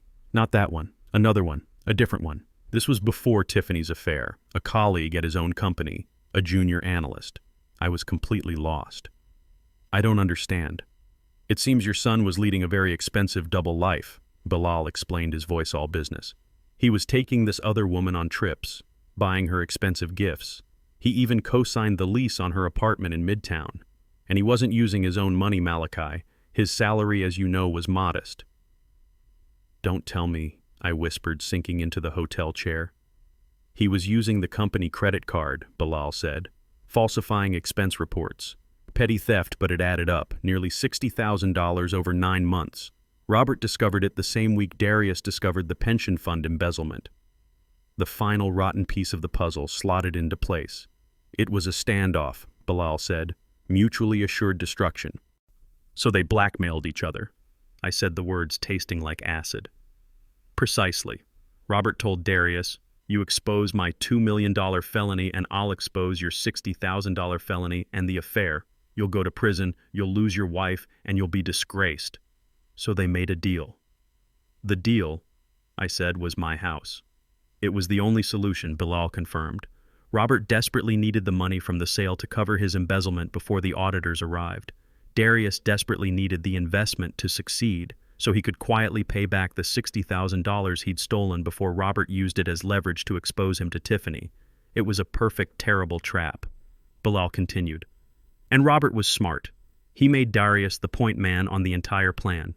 He forced Darius to be the one to pressure you and Denise. It was his insurance policy. By making Darius the face of the operation, Robert made him a full co-conspirator. Darius couldn't back out. He couldn't go to the police. He was trapped. I hung up the phone. I walked to the window of my suite and looked out over the glittering city. I thought of my son across town in that filthy motel room eating a peanut butter sandwich. He wasn't just paying the price. He was trapped in a prison he had built for himself bolt by bolt. He was a coward. He was a thief. He was an adulterer. And he was my son. I sat in my hotel room for a long time after I hung up with Bilal. I didn't move. The truth of what he'd told me was worse than any scenario I had imagined. My son. My son wasn't just weak. He wasn't just a victim. He was a thief. He was an adulterer. And he was a co-conspirator in a plan to destroy his own mother, blackmailed into it by the consequences of his own selfish, pathetic crimes. He had been standing right next to me on that porch, begging me not to destroy his family, not because he loved them, but because he was terrified they would expose him. I had to tell Denise, this truth. It belonged to her as much as it did to me. I drove back to the house. Our house. The Foundation's house. I found her in the study surrounded by boxes. She was packing up our personal lives, separating our 45 years of memories from what would now be an office. She looked up when I entered. The sadness was still there, but her hands were steady. She was working, moving forward. "What is it now, Malachi?" she asked. "More bad news. I'm not sure I have any space left for it." I sat down on the edge of the desk. "It's about Darius. It's the whole truth." I told her everything. I told her what Bilal had found, the affair with his colleague, the $60,000 in stolen company funds, the confrontation with Robert, and the mutual blackmail that had sealed all of our fates. I told her how our son had been trapped, but how he had been the one to build the trap himself. She listened. She didn't cry. She didn't gasp. Her face just became still. A terrible, calm stillness that was far more frightening than her tears had been. When I finished, she was silent for a full minute. She just stared at the wall at a framed photo of a 9-year-old Darius holding a fishing rod. "He knew," she whispered. "He knew Robert was a criminal. He knew they were planning to use us. And he let it happen. He helped it happen. To save himself." "Denise," I started. "He was trapped. He was weak," she said, her voice cutting sharp. "He was a thief. And he was a coward." She stood up and looked at me. And then she said the one thing I hadn't prepared for. "And so were you, Malachi." I recoiled. What are you talking about? I just saved us." "Did you?" she said. "You just told me a story about your uncle, a man destroyed by money, a man who put a shotgun in his mouth because he thought he was nothing without it. And you've spent 45 years running from that ghost." "I was protecting us," I insisted. "I was protecting Darius." "No," she said, walking right up to me. "You were controlling us. You were protecting your secret. You were so afraid of what money could do, you never once trusted us with the truth. You treated me like a child, Malachi. You let me clip coupons. You let me worry about the mortgage. You let me live a lie just like Darius did. You're no different. You both lied to me to get what you wanted. He wanted money. You wanted to feel safe, to feel like you were in control." She was right. The revelation of my wealth hadn't been a moment of triumph. It had been a confession. A confession that I too had been lying to her for our entire marriage. She picked up a box of old photos. "I need time, Malachi. I can't be here." "What are you talking about?" I said, a new panic rising. "Where will you go? We can buy a new house, anywhere you want." "Buy," she said, the word sounding like a curse. "That's your answer to everything, isn't it? Buy, control, hide. No, I'm done being hidden." She set the box down. "This foundation, the Denise King Foundation, you put my name on it as a what? A gift, a monument, an apology." "Well, I'm taking it." I was confused. It's yours. It's ours." "No," she said. "It's mine. If my name is on the door, then I'm going to run it. For real. Not as your silent partner. As the president, the CEO. You can be on the board if you like, but I am in charge." I was stunned. This was not the woman who was crying on the balcony 3 days ago. "Our first project," she said, her eyes bright with a fire I hadn't seen since we were young, "is a girls' school in Kenya. I've been reading about it. They need funding. They need someone to actually show up." "Kenya," I stammered. You're going to Africa." "I am," she said. "I'm flying out on Friday. I'll be gone for 6 months, maybe longer. I need to not be your wife and to not be his mother. I just need to be Denise, for the first time in my life." She walked past me, leaving me standing alone in the middle of a room filled with the ghosts of our family. I was alone. For the first time in my life, I was truly, completely alone. Denise left 3 days later. I drove her to the airport. We didn't say much. When I tried to apologize again, she just put a hand on my arm. "Don't, Malachi. Words are cheap. I've had enough cheap words to last a lifetime. Just run the fund. I'll be in touch." I watched her walk to the security gate, her back straight, not looking back. I went back to the house, the empty, silent house. The staff was there working for the foundation, but they were strangers. I would sit in my armchair, the same one I'd sat in that first morning, and just think. Denise was right. I had been a coward. I was so terrified of Darius becoming my Uncle Leon, a man destroyed by wealth, that I never stopped to think about the alternative. My silence, my protection, hadn't been a shield. It had been a cage. It had created a vacuum in my son. I had taught him that our life, our modest, hard-working life, was the only life. I hadn't taught him why. I hadn't taught him about character, about integrity, because I myself was hiding a massive secret. I had made him ashamed of our simple life. I had made him the perfect hungry target for the first people who flashed a little wealth and power. I had been so busy protecting him from my money, I had failed to protect him from his own lack of character. I had failed. As a husband, as a father. I had all the money in the world, and my wife was on the other side of the planet, my son was lost in the gutter, and my in-laws were in jail. A week later, I did something I didn't know I was going to do. I drove to the county jail. I sat in the visitation room separated by thick glass. Robert Sterling was let in wearing an orange jumpsuit. He looked smaller. The arrogance was gone, replaced by a gray, defeated emptiness. He sat down. He didn't look at me. "You're not on my visitors list," he mumbled. "I own the prison's food supplier," I said. "They make exceptions." He finally looked up. His eyes were dead. "What?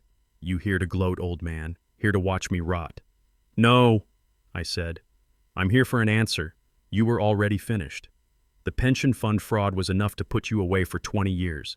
You didn't need my house. You didn't need to involve my family." I leaned closer to the glass. "So why my son? Why did you have to pull Darius into your filth?" Robert stared at me. A long, slow, hateful stare. And then for the first time he smiled. It was a horrible, yellow-toothed smile. "Why?" he rasped. "You really want to know why?" "Because he was easy." He leaned forward, his face close to the glass, his eyes filled with venom. "Because the moment I offered him a taste of the good life, he folded. Because he was weak. Because he was greedy. Because he was desperate to be anything other than you." He tapped the glass with a dirty fingernail. "Because he's just like me, Malachi, weak and greedy, and you're the one who made him that way." Robert's words were a nail in the coffin of the man I thought I was. Weak and greedy. And you're the one who made him that way. I walked out of that jail. I didn't go back to the hotel. I drove to the house. The house. I let myself in with my new key and sat in the dark living room just as I had that first morning. But this time I wasn't waiting for my wife to wake up. I was just sitting. Denise was right. My Uncle Leon had been destroyed by money. So I had built a wall of lies to protect my son from it. But the wall didn't protect him. It just kept him ignorant. It kept him weak. I had raised a 40-year-old child, a man with no spine, no character, no understanding of the real world. And the moment a predator like Robert Sterling had sensed that weakness, he had pounced. I hadn't protected my son. I had prepared him for slaughter. I threw myself into the only thing I had left. The foundation. A year passed. That house, 788 Inman Park Drive, was no longer a home. It was unrecognizable. The soft carpets were gone, replaced by durable commercial flooring. The living room where Tiffany had preened and Darius had laughed was now an intake center with sterile desks and partitions.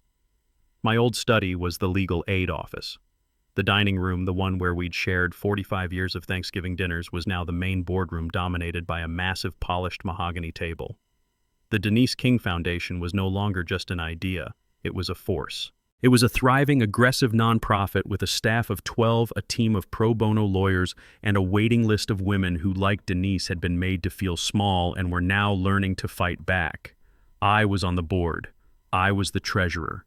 I was the vault. I signed the checks. I reviewed the portfolios.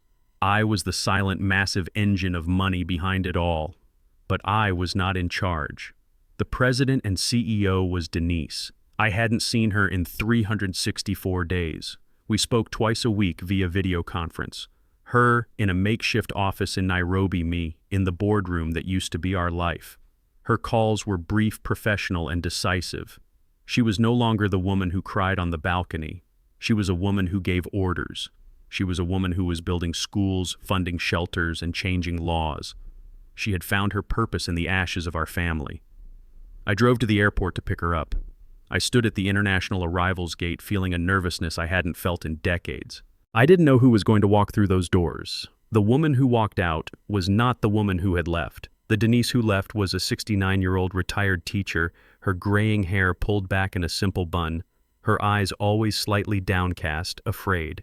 The woman who returned, she was magnificent. She wore white linen pants, a brightly colored Kenyan dashiki, and her hair was cut short, framing a face that was confident and strong.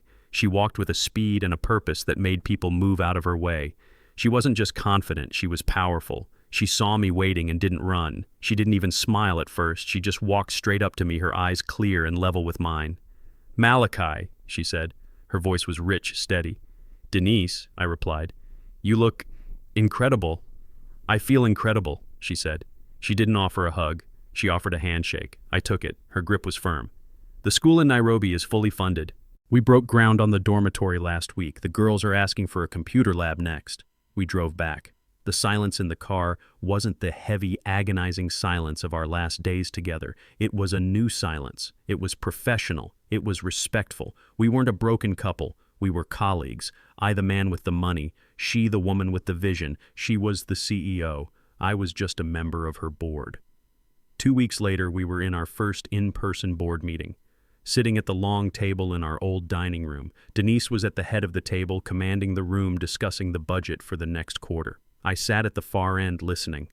The staff lawyers, accountants, the new program director all looked to her. She was in her element. She was a leader. In the middle of her presentation on a new microloan initiative, there was a knock. It wasn't on the front door. It was on the side door, the old service entrance by the kitchen. It was hesitant, almost a scratch. Denise paused, annoyed. "Mike," she said to the security manager at the back of the room. "Can you see who that is? We are not accepting walk-ins today. Tell them to schedule an appointment." Mike nodded and left the room. We heard the side door open. We heard a muffled male voice, low, pleading. Then Mike's firm response. "I'm sorry, sir, you can't be here. You need to leave." The man's voice rose slightly, just enough for us to hear. "Please, I just need to talk to her, to one of them. Please." Denise sighed, frustrated by the interruption. "Mike, what is it?" Mike reappeared in the doorway. He looked deeply uncomfortable. His face was pale. "Mrs. King," he said, his voice low. There's a man here. He's asking to see you, or Mr. King. He says it's personal." "I'm in a board meeting," Denise said, her voice sharp. "Tell him to leave. If he refuses, call the police." "Ma'am," Mike said, taking a step into the room, I think you need to see him. It's Darius King." The room went completely still. Every person at that table knew the story. They knew who Darius was. Denise's face hardened, not with sadness, with anger. "Tell him to leave." "Ma'am," Mike insisted. He doesn't look good. I stood up. The entire room turned to look at me. "I'll handle this," I said. I walked out of the boardroom through the kitchen that was now a break room and toward the side door. I prepared myself for what I would find. The begging, the anger, the smell of alcohol, the excuses. I opened the door. The man standing on the back steps was not the man I had seen at the warehouse. He was thinner, impossibly thin. The year had carved deep lines into his face, but he was clean. His hair was cut short. He was clean-shaven. He wore a threadbare but clean pair of jeans and a simple blue work shirt. He was holding a worn-out baseball cap in his hands, twisting at his knuckles white. He wasn't drunk, he wasn't high, he just looked terrified. When he saw me, he flinched, physically recoiled as if he expected me to strike him, but he held his ground. "Hello, Dad," he said. His voice was a raspy whisper. "Why are you here, Darius?" I asked. He stared at his worn-out boots. He took a shaky breath. "I'm not here to ask for anything. I'm not here to ask for money. I swear." He looked up and his eyes met mine. They were clear and sober and filled with a terror that went beyond just seeing me. "I heard," he said, his voice cracking. "I saw the sign out front, the foundation. I heard you're helping people." "We are," I said, my voice hard, "but not people like you." "I know," he said, quickly stumbling over his words. "I know, I'm not asking for that kind of help." He took another shaky breath. "I'm here to ask for a job." I just stared at him. "A job?" "Yes, sir," he said. "I've been working, loading docks, construction, whatever pays cash, whatever. But I heard the plumbing in the main floor bathroom is backed up. I know how to fix pipes. I know this house. I can work. I'll do whatever you need. Maintenance, janitorial, sweeping the walk, anything, please." I stared at my son, this stranger standing on the back steps of a house he once thought was his, begging for a job sweeping floors. Before I could answer, a voice cut through the air, a voice I had not heard in person for a full year. "What is he doing here?" Denise was standing in the kitchen doorway. She had her arms crossed, her face was unreadable. The CEO, not the wife. Darius flinched, his eyes darting to her, then immediately back to the ground. "Mrs. King," he said, his voice barely a whisper. I was just asking Mr. King. I'm looking for work. I know how to fix things. The plumbing and the... I know what's wrong with my plumbing." Denise cut him off. She looked at Mike, our security manager, who was still standing nearby. "Mike, please go back to the boardroom. Malachi and I will handle this." Mike nodded and disappeared, leaving the three of us in the cold, silent kitchen. The ruins of our family. Denise walked over to the coffee machine and poured herself a cup. She didn't offer one to me. She didn't offer one to him. She took a sip. "You're looking for work," she stated. It wasn't a question. "Yes, ma'am." "You have experience." I worked at Sterling Innovations," he stammered. "As an accountant," Denise said, her voice flat. "We don't need an accountant. We have a team of them. They are very good. They don't steal." Darius winced as if she had slapped him the way Tiffany had. He said nothing. "I also have experience," he said, his voice low. "Loading trucks. Construction. I can paint. I can do drywall. I can fix the pipes." Denise looked at him for a long, hard moment. I could see the calculation in her eyes. The conflict. The mother versus the CEO. The CEO won. "We have a position," she said. "General maintenance. Janitorial." I almost spoke. Janitorial, I stopped myself. This was her foundation, her decision. "The pay," Denise continued, "is minimum wage. $10 an hour, no benefits.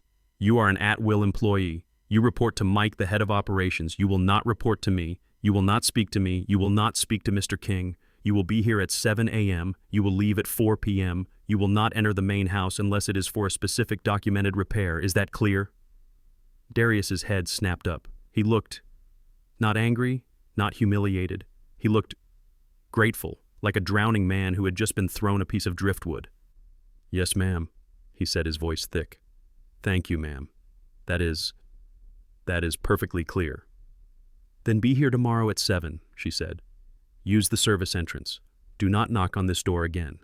She turned, walked out of the kitchen, and went back to her board meeting without a second glance. Darius stood there twisting his hat. He looked at me, his eyes brimming with 1,000 questions. She said 7 a.m., I said gruffly. Don't be late. Yes, sir, he whispered. He turned and walked away. And so it began. For the next 6 months, I watched my son become a ghost in his own childhood home.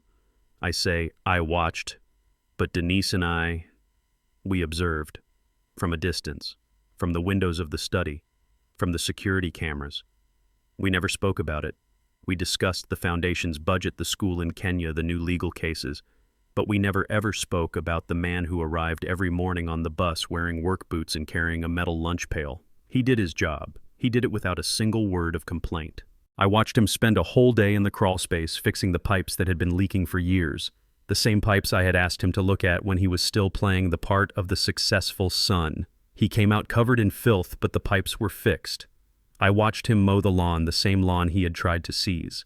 I watched him eat his lunch, a sandwich and an apple, alone on the back steps. The staff was polite to him, but distant. They all knew the story. They knew who he was. He was a pariah, a living, breathing cautionary tale. He was the first to arrive, the last to leave. He never asked for more money. He never asked for a different job. He just worked.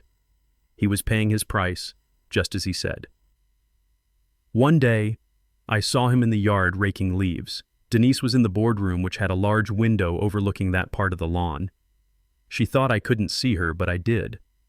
She stood at that window for almost 10 minutes just watching him work. Her face was a mask. When she finally turned away, she wiped something from her eye.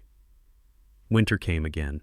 It was almost Christmas, a full year since that horrible night. I was in the office late reviewing the year-end reports for Apex. The building was empty. Denise was at a fundraising dinner.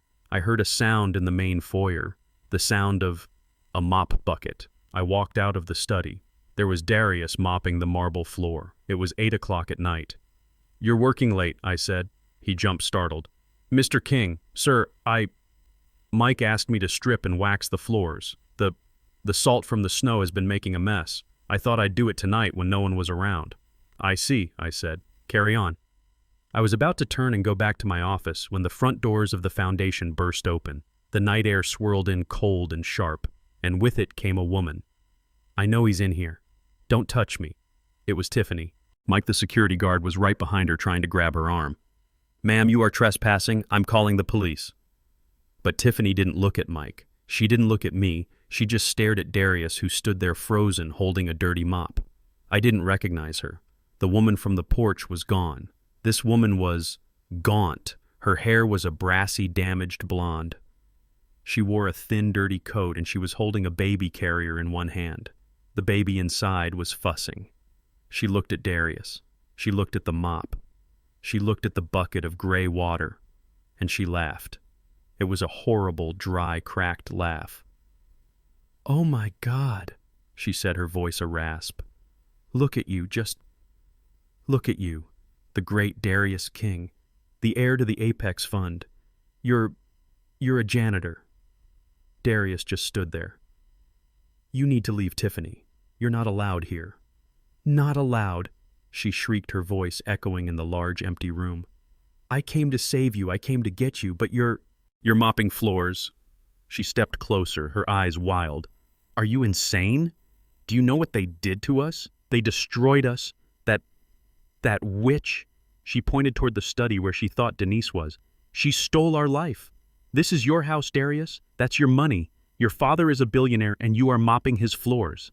"It's not my house," Darius said, his voice quiet. Don't be a fool, she spat. He's just testing you. She's testing you. Stop being a coward. Stop being weak. She grabbed his arm, her fingernails digging into his work shirt. Darius, listen to me. Kick her out. Kick him out. Take what is yours. We can still have it all. We can sue them. We can tell the world what they did. What we did, you mean, Darius said. It doesn't matter, she screamed. Darius, please. I have nothing. Harrison's in jail. My parents won't even speak to me. I'm living in a shelter with his baby. She shook the carrier. Please, Darius. Just be a man for once in your life. Fight. Take it all back for us. She was panting, her face inches from his, her eyes filled with a desperate, greedy light. Darius looked at her. He looked at the screaming, desperate woman. He looked at the crying child. He looked at the life he had chosen, the life that had destroyed him. Then he slowly, deliberately pulled his arm from her grasp. He leaned the mop against the wall. He straightened up. He was thin, yes, but for the first time he looked tall. It was never my house, Tiffany, he said, his voice clear and steady. It was his. Now it's hers. I was never the heir. I was just a disappointment. But, she stammered, confused by his calm. I am not the janitor, Darius said. He looked at her, his eyes finally clear. I am a janitor. And for the first time in my entire life, Tiffany, I am actually working. He took a step back, picked up his mop, and dipped it into the bucket. You need to go, he said, not looking at her. You need to go away. And you need to never, ever come back. He turned his back on her. He turned his back on the baby, on the past, on the greed, and on the lie. And he started mopping the floor. Tiffany's departure left a void in the foyer. The sound of her screams faded down the street, and all that was left was the hum of the computers in the study and the quiet, rhythmic thud, thud, thud of Darius's mop against the marble floor. He didn't look up. He didn't acknowledge me. He just continued his work. His shoulders set, his movements methodical. He was scrubbing away the last remnants of the life that had just imploded. I turned away and walked back to my office. 6 months passed. The world moved on. Robert and Barbara Sterling were convicted. Robert got 10 years for embezzlement and securities fraud. Barbara got 3 years for conspiracy. Tiffany, having lost everything, disappeared completely. We heard rumors she had moved back west, living with a distant relative, the baby adopted by a family in another state. And Darius worked. He arrived every morning at 6:55 a.m. on the bus. He clocked in, he fixed the leaking faucets, he replaced the old electrical sockets, he repainted the walls of the foundation, transforming our old home into a professional, welcoming space. He ate his lunch alone on the back steps. He clocked out at 4 p.m. He never spoke unless spoken to. He never asked for a raise, he never asked for a favor. He just worked. He was paying his price. Denise and I found a new rhythm. We were partners now in a way we had never been before. She was the heart and soul of the foundation. I was the silent engine managing the Apex fund that kept it all running. We had meetings, we discussed budgets. We were polite, respectful colleagues who happened to live in the same penthouse apartment nearby. The ice was thawing, but the breach was still there. Then Christmas came again. 2 years to the day since that first horrible night. The house 788 Inman Park Drive was alive, but this time it was not with the sounds of betrayal. It was filled with light, with music, and with the most influential people in Atlanta. The Denise King Foundation was hosting its first annual fundraising gala. I stood at the back of the room that used to be my living room, holding a glass of sparkling water. I watched my wife. My God, I watched my wife. Denise stood at a podium bathed in a soft spotlight. She wore an elegant dark blue gown, her short gray hair framing her face. She was radiant. She was commanding. She was thanking the donors, the mayor, the senators, the CEOs who had come to support her cause. This foundation, she said, her voice clear and strong, resonating through the crowded room, is built on a simple idea, that it is never too late to rebuild, that it is never too late to find your strength. This very house is a symbol of that. It was once a place of pain, a place of secrets. Now it is a place of healing, a place where women who have been silenced, ignored, and abused can find their voice. She paused, taking a sip of water. But this work is not done alone. It takes a dedicated, tireless staff, people who believe in the mission. people who show up every single day in the heat and in the cold, people who fix what is broken. She looked toward the back of the room near the service door. Our work over the past 6 months would have been impossible without the dedication of our new facilities manager, a man who has personally repaired every broken pipe, rewired every faulty light, and repainted every wall in this building. A man who has worked tirelessly without complaint and with more dedication than I have ever seen. The room followed her gaze. Darius was standing by the door. He was wearing a simple black suit. It was probably the only one he owned. It was clean, it was pressed, but it was not expensive. He looked thin, but he stood tall. When he realized she was talking about him, he tensed his face pale. Denise smiled, a small, genuine smile. "Please join me in thanking my son Darius King." The room erupted in applause. It was a polite, knowing applause. Everyone in this city knew the story. They knew the scandal. They knew what he had done. And now they were seeing the result of that public humiliation. Darius didn't walk forward. He didn't bow. He didn't smile. He just looked at his mother across the crowded room, his eyes brimming with a lifetime of pain and shame and a flicker of something new. Gratitude. He nodded just once. A short, respectful acknowledgement. Denise nodded back. It was not forgiveness. It was not an embrace. It was an acknowledgement. A start. Later that night, the gala was over. The last donor had left. The staff was cleaning up. Denise and I found ourselves on the balcony. The same balcony. It was cold again. But this time we were both standing there together looking out at the old oak tree. I had asked Darius to put the Christmas lights back on it. The same simple white lights Denise had been staring at 2 years ago. We stood in silence for a long time, sipping brandy. The sounds of the city felt distant. "You were incredible tonight, Denise," I said, my voice quiet. "You raised over $500,000 in one night." She smiled, a real smile this time. "We raised at Malachi. The Apex Fund matching grant didn't hurt." "Still," I said, "you've built something real here. You're helping people." "So are you," she replied. She looked at me. "Your Uncle Leon, he would be proud. You didn't let the money destroy you." "It almost did," I said. "It almost destroyed everything." I paused, gathering my courage. I looked at Darius, who was visible below helping the catering staff load their truck. He was doing his job. "That was a powerful thing you did," I said, acknowledging him like that, in front of everyone. Denise watched him, her face soft in the glow of the Christmas lights. "He earned it. He hasn't missed a day. He hasn't made an excuse. He hasn't asked for a single thing." "No, he hasn't," I agreed. I looked at my wife, the woman I had lied to for 45 years, the woman who had found a strength I never knew she possessed. "Do you forgive him, Denise?" I asked, the question that had been hanging between us for a year. "Can you—" She didn't answer right away. She continued to watch Darius, who was now picking up a piece of trash that had blown onto the lawn. "Forgive," she said, testing the word. "That's such a simple word for such a complicated thing. I don't know Malachi. I look at him and I don't see the man who stood on that lawn screaming with Tiffany. I don't see the boy who betrayed me." She sighed, a cloud of breath in the cold air. "I just see a man who is trying every single day to be better than he was. He's paying a price I didn't ask him to pay. He's paying it to himself. How can you not respect that?" She turned to me. "I spent a year in Africa, Malachi. I watched women who had lost everything, their husbands, their children, their homes, build new lives from nothing.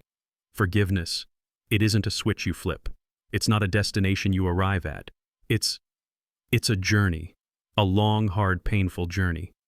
She looked back down at Darius. I'm on the journey.